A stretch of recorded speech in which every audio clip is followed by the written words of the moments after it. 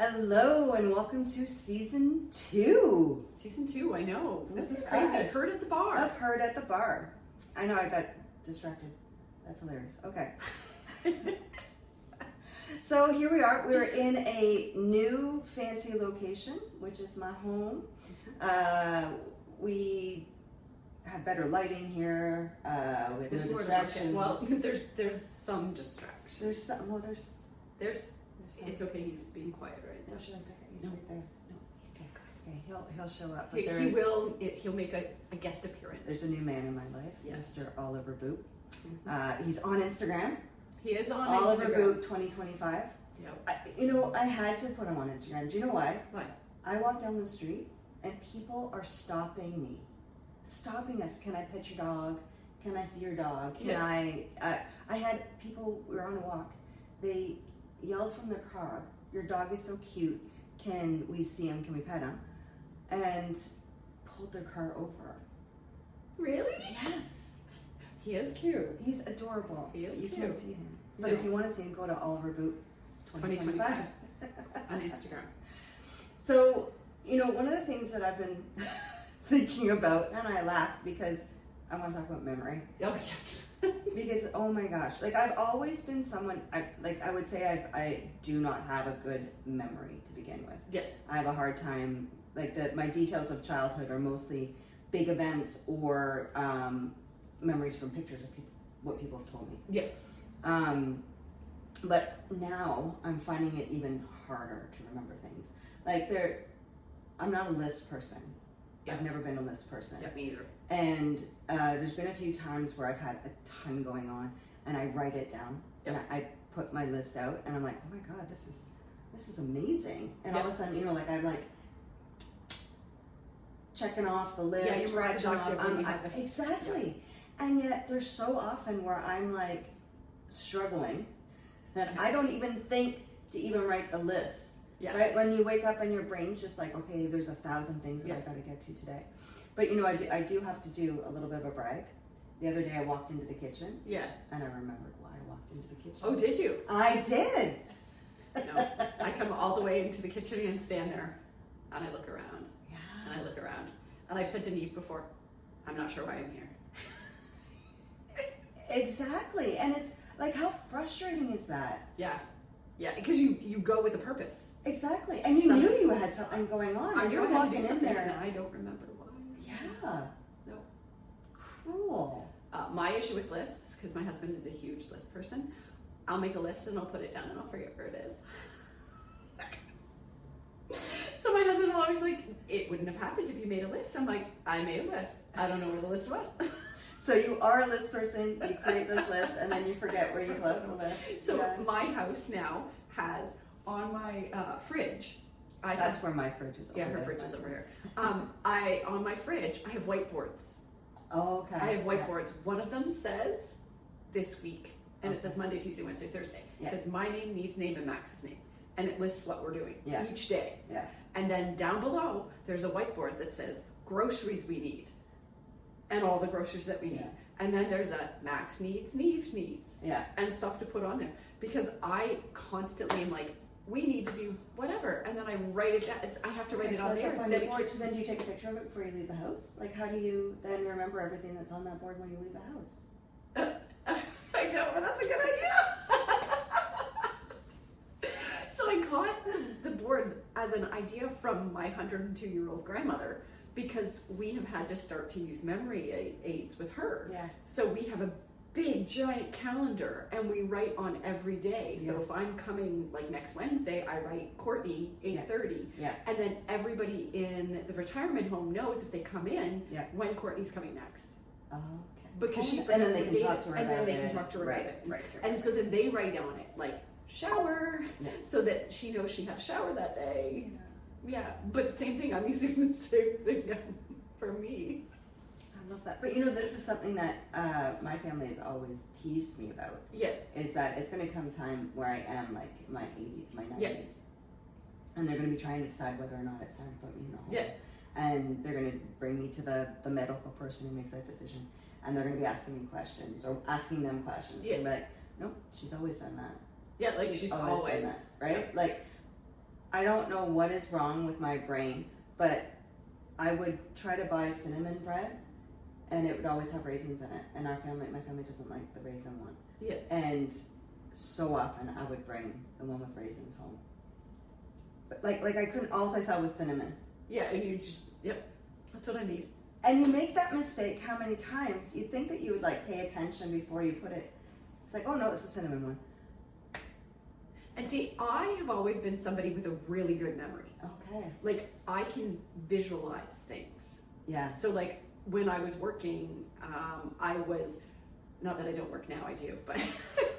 It just doesn't feel like work. When it doesn't, because I love it. It's yeah. just, it's different. It's yeah. different. When I was working in the corporate world, I was a computer person.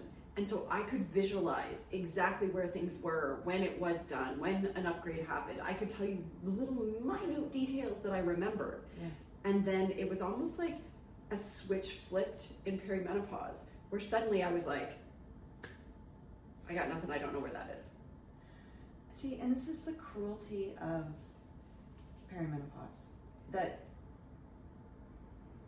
there's so many things that I'm like, oh my gosh, this is happening to me now. And then I find out it's actually a symptom. Yeah, yeah. Like, there's so many things that fall under it, and I'm like, check. The only thing that's kind of made it challenging for me is that because I had a hysterectomy when I was 40, I think. I can't remember. I don't know. It was so long ago. I think I was 40 when I had my hysterectomy, and. So what happened was that, like, as other stuff started to go on, and I'd get the question of, well, where are you in your cycle? Yeah. I couldn't answer that question because I no longer had a cycle. Yeah. Right? But you would still cycle because you still had your ovaries. My ovaries, exactly. Yeah. Ovaries were left. Yeah. And a cervix was left as well. And I still had the endometriosis. Yeah. Would still, because I had the ovaries, that would still happen as well. Yeah. And then as that started to kind of slow down, I still didn't really know, like, is it my body getting used to this new situation, or am I not cycling anymore? Yeah. That I have no idea about. And so when I would go to the family doctor, and I would say, I'm trying to think of when age-wise I started saying there's something going on, I need more. I think maybe it was 5 years into having the hysterectomy, after having the hysterectomy, because I'd still have the extreme cramping once a month. And that was kind of how I could tell. I would even get some bleeding because I still have my cervix. You know, like kind of crazy things like that. Not like full, but like some. And I had started going to the family doctor and saying there's something more going on here. And at that time, a friend of mine who actually were the same birth year, she started having the hot flashes. Okay. And she was like suffering from that. Like the hot flashes to the point where like she had to wear layers year round because she would soak through. Wow. Yes. And she would go to the family doctor and be like, there's something going on. I'm obviously in menopause. Like what? Something's going on. Yeah. No, you're too young. No, you're too young. Right. And this is the answer that we've been getting at the beginning of this. I know this is shifting and I know that this is getting better now, but that's what you would get is that, no, it's not menopause because you're too young to have it. Yeah. Well, now we know it actually can start at age 35. Yeah. So I was in that kind of, I need something, and wasn't getting, and wasn't until I went to a naturopath, and they put me on the bioidentical estrogen. And oh my gosh, what a difference. Yeah. What a difference it made. Yeah. It was huge. But we both are in a similar situation in that we both have given up our uterus to science. Yes, I had a hysterectomy 3 weeks ago. 3 weeks ago, I know. And the cool thing is that we both have very different experiences, yes, very similar experiences at the same time. Yeah, we both had endometriosis. Right. So, no, I don't have ovaries. Right. And I don't have a cervix. Right. Because you knew before you went that you had endometriosis. Yes. So they took ovaries knowing that they needed to take up the whole thing. When I had mine done, they didn't know I had endometriosis. Oh, you didn't know before? No. Oh, yes. Until they got in there. And so when I had my hysterectomy, it was full. Yeah. I had 2 ablations. One, they punctured my uterus. Oh. And so they had to do the incision. The incision hip to hip, right? Right, because of the complication of the puncture. It's what I remember. Okay. Don't have a good memory. Remember that. What I can remember is afterwards she said there was a lot of scar tissue. I had to really work to, and it was actually adhered to organs and things, so they had to really work to get it out. Yeah. Afterwards, when I went back to, because I was still having the extreme pain. Yeah.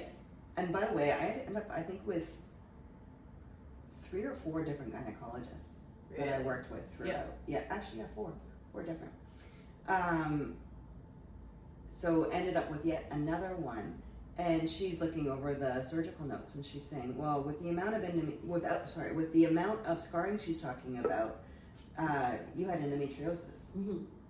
Every time I went to the doctor, a gynecologist, they told me something else that was going on with my uterus. Like it was shocking how every single time it was like, oh, well, that's happened because of this. Yeah, does someone tell me right? this? And I think endometriosis, it's harder for them to detect or something prior to surgery. Yeah. So that was part of my issue and why I started having more pains afterwards, was that's why I was still having that extreme cramping, because with the cervix, things were still, and the ovaries, things were still you were still working. Right. And so at that point, the option was to remove the ovaries, which I didn't want to have yet another surgery. Yeah. But for me, recovery, because I had full, I was 6 weeks. Yeah.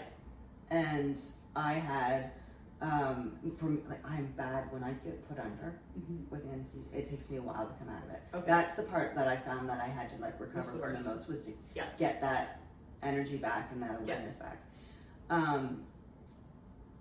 But when they sealed me up, they used glue.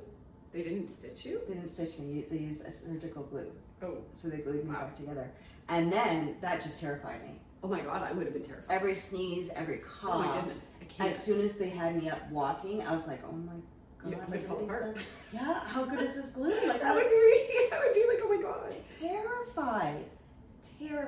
Now, do you think they stitched internally and then on the outside they just glued? Well, maybe. I have no idea. There must have been a lot of internal stitching just because they had to cut out and because I was going to say, I'm pretty sure my internal, I had lots of stitches inside. Right. Yeah. Right. So I was in the hospital for at least 3 days. I feel like it was more than that. At least 3 days though. Yeah, and mine was 6 hours. You were in for 6 hours. So, Courtney, you had a laparoscopic. I had the laparoscopic, yeah. So I've had 4 endometriosis surgeries before this, and they were concerned that there would be scar tissue. So they did give me the warning that they may go in and it may be too bad they can't go in laparoscopically and they may have to just slice. Right. So I fully went in, fully thinking, okay, well, this is going to be So they didn't. So they went through my abdominal wall with the first one, so that they would avoid any scar tissue. Wow. She was like, I'm just going to go up high, so it's right under my rib cage. She went in with the first lap, then through my belly button, and then one on each hip. Wow. And she said that. And the scars are like this big. Okay. Like they're really teeny tiny. My daughter was joking because I kept showing them every day. I was like, look, it's healing. They did look like nothing. Right. They looked like a stretch mark, maybe. Wow. Yeah, so this doctor was amazing, super amazing. And she said she went in and she undid everything, she said. And then because I've had 2 kids, she was able to take the uterus and the ovaries and the cervix all out through my vagina kind of thing. It was like vaginal wall is what I was going to say. Yeah, that's not it. Yeah. And so for 3 days after, I felt like I had a baby. Right. That was the feeling. Right. Because they're all up in that's your sore. It literally, I said to my husband, I was like, I feel like I had a baby, but nobody's asking to be fed and nobody's waking me up at night. I was like, but that's what it feels like. But it was 3 days. Yeah. 3 days of that uncomfortableness. Then it was probably a week and a half of that abdominal one hurt. Up top. Yeah. Yeah, because every time I was breathing, it would push on it. Yeah. And they went through the muscle there. Right. So that hurt. The other two, uncomfortable, but not as bad as the pain I was having every day. They were able probably to kind of I'm get around the muscle. I think, they just went in there and just. Wow. So yeah, like that was super good. So they told me 6 weeks. Yeah. I taught 2 classes after a week because I forgot I told Vic I would cover her classes for her, because when I said that, I hadn't had the surgery scheduled then. Right. I should have been 3 weeks out at that point based on my initials. My surgery got changed twice, so it got delayed twice because of hospital things. So yeah, I did realize after teaching that class that I should not have taught that class. And the good thing is I had a week left off because you took my classes, that one. So that was what I needed. Honestly, it was 2 weeks. I needed 2 weeks to be able to stand and walk and talk. Right. So when I started teaching, I was fine. I couldn't do ab work though. Yeah. So I didn't realize I did a private class and felt it. Yeah. It was the first time I felt where the cervix was that incision. Because before that, it was just this that was bothering me. Yeah. So it was after I did some abdominal and just very minor showing the client how to do something. Yeah. As soon as that class was over, I was like, this hurts. Yeah. And then I was like, oh my goodness, could you imagine if I tore those stitches way up in there? And I was like, oh. Yeah. And then I was very, in the studio, I would tell the class, I was like, I cannot show you. Yeah. I'm going to talk you through how to do this.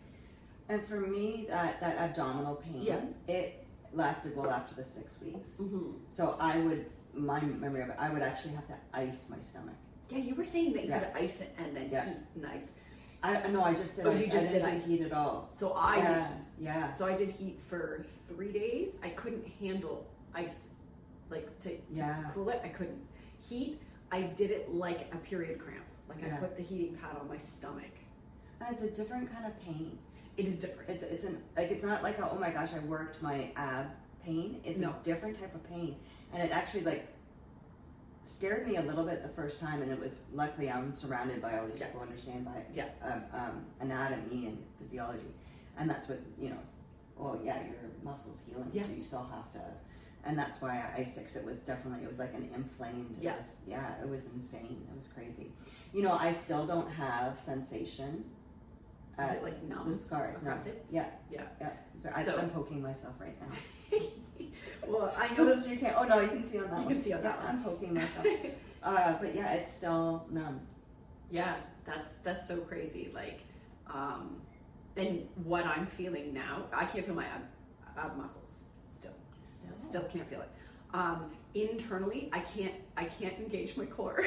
It's the most frustrating thing. To get to that transverse. Right now, I can't engage it yet. So yesterday was the first day that when I tried to engage my core, I noticed it move. Oh. Because up until this point, I could not even attempt, it just didn't respond. So then I noticed, and I was complaining because I'm so used to engaging my core. Right. As a dancer, that's just what you do. It's the first thing you do. So I'm used to standing and engaging and just for fun. It's just what I do, and I couldn't do it. And it was the most frustrating. Yesterday was the first day I tried to engage my core, and it actually moved, and I was like, oh! Today, I can't do it. It won't turn on. I won't engage today. It will not engage today. So I don't know if it's maybe a little bit inflamed. Maybe I did too much yesterday, that it's annoyed with me. Because it was It's only 3 weeks. 3 weeks on Thursday. So I'm really, maybe it shouldn't engage. Yeah, probably. Well, no, I think it should engage. I think you're still healing. Because the other thing you don't think about is that when you get cut, it's also, nerves are also being disturbed as well, right? Yeah. So all of that, the communication has to come back to it. Yeah. They say with ankle sprains, that you're more likely to re-sprain an ankle because of the conversation that doesn't continue happening. Really? From brain to ankle. And so you've got to start working on that proprioception, getting the stability back into it and balance work in order to get the conversation working again before you go back into your sport. Yeah. There's so many things we do to our body but true athlete over here, Miss Courtney, right? Teaching. Yes. within days of Yeah. having a surgery. Yeah. That is such an athletic It is mindset. It is definitely. And for dance, you Yeah. would have danced through pain. Through pain. Oh my God. Yeah. You don't even, until a doctor says you physically cannot do it, you dance through it. Bleeding feet, toenails come off. You just do it. Right. There's no, if I had ever told the dance master I wasn't going to do something Yeah. because I'm bleeding, Yeah. they'd look at me like I'm crazy. Like, well, they'll do it. So bye. Like, So does that still happen now? Is that no, actually, I was talking with someone at the studio about it the other day about how proud I am that the dance community has come to the point where they understand that when you're hurt, you need help, that you eat properly, that your nutrition is good. Like, that was not a thing when I was in it. Like, that was just not, you didn't take care of your body. You worked it. Like, I'm sure there's still sects of it that are not like that. right? But for the majority, you see healthy ballerinas. You don't see brittle falling apart ballerinas Right. anymore. Where that wasn't a thing. Like, Yeah. and we were talking about that just at the studio yesterday. So I think it's definitely come a long way. I think it's really good that we now take nutrition into it and take your bones, everything like that into Right. it. Right. I wanted to say, we were talking about the mind fog and everything. I'm really interested because I had my ovaries removed. Yeah. I have to tell you, within 3 days of having my surgery, my brain fog lifted from perimenopause. Like, literally, I was talking about this, I can't remember who I was talking to, but I was like, I feel like everything was in a fog. Right. Like, I had almost like a fog of not knowing what was going on. And sometimes you're like, what was I doing? What was Right. you know what I mean? Within 3 days of having the surgery, coming out of it, everything, I don't have hormones like that. And Well, obviously, right, I because do have hormones, but it's just With the ovaries being different. taken out, you were put directly into Directly into menopause. Yeah. Now, And then did I they was give in you- medically induced menopause before Oh. because I was on medication, my Fembra, for my endometriosis. Okay. So it mimics menopause, but I had hot flashes and whatnot. Blah, blah, blah. Yeah. So now that I'm in menopause 100% because I do not have any ovaries, Yeah. I no longer have the fog. And are you on estrogen? Not yet. 6 weeks. So at 6 weeks, when I go in for my appointment, the doctor said, like, whatever you need for hormone replacement, Yeah. we will give you. Right. Let's do the 6 weeks and see what actually you need. And then she was Wow. like, we will give you whatever you need to make you good again. Right. So basically, what symptoms do you end up What having? symptoms do you end up having? So, Yeah. so far, other than, like, honestly, crepey skin, that is the one thing I've noticed. Right in here, Yeah. Yeah, that's new for you. it's new for me. Yeah. Like, people always joke that I look younger than I am. Yeah. I don't know that that's a joke. I think that's a compliment. It is a compliment, but There's no people are joking. like, no. But joking is in there like, no, you don't look 50. Yeah, Like, right, yeah. Whatever. I've noticed it since. So it must be the hormones that help keep, like, my skin elastic and stuff like that, because that's what I've noticed. And you know, that's probably one of the most frustrating things. And because I get the same thing that people don't think that I'm my age. You They don't think look your I'm age. which I'm so grateful. okay. Good genes, Good genes, right? Like good genes, my yes. grandmother was the same. My way. grandmother, yes. Oh my gosh. Yeah. But for me, that's the most frustrating thing is that all of a sudden I look in the mirror and I don't see me anymore. Yeah. I think I look super old. This is exactly what's My happening hair right was now. getting thinner. Yeah. And everyone's like, but you got the best hair. I'm like, thank you so much. I appreciate that. And I love my hair. But it was thinner than what it normally was. Yeah. And it wasn't until, like, there's so many things that now I do Yeah. to battle all of that. And it's ridiculous how much work it becomes Yeah. to take care of an aging body. Yeah. Like, spirulina. Added that to my life. It's an algae, it's a green algae, seaweed? Shoot, I don't remember. I don't know. We could grab it up. Anyways, spirulina, it's like a protein, but it also, when I started doing that, nails started getting thicker, and my hair started coming back. Really? Yeah. And I noticed that my skin glows better. That's what I need is something for Right. my skin. And then I do a creatine powder, Okay. because that will help with muscle definition, because Okay. now I'm like, I'm getting like spongy. Yeah. I'm getting like on top of my muscle. It's like Something on it. Yeah. Sponge is the only way that I can tell you. Yeah. And like I've never been one to have defined muscle. You see my muscle when I flex it. Yeah. You don't see it when I'm just normally. Yeah.